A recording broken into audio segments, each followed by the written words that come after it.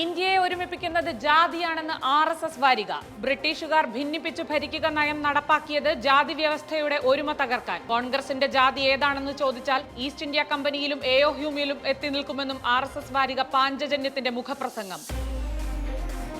ആലപ്പുഴ തകഴിയിൽ നവജാത ശിശുവിനെ കൊന്നു കുഴിച്ചു മൂടിയെന്ന് സംശയം. അവിവാഹിതയായ യുവതിയുടെ കാമുകനും സുഹൃത്തും കസ്റ്റഡിയിൽ. പ്രസവത്തോടെ കുഞ്ഞു മരിച്ചെന്നും മറവ് ചെയ്യാൻ കാമുകനെ ഏൽപ്പിച്ചെന്നും യുവതിയുടെ മൊഴി.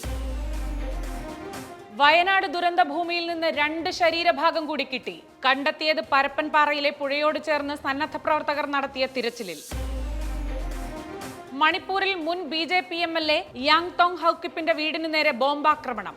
MLAയുടെ ഭാര്യ കൊല്ലപ്പെട്ടു.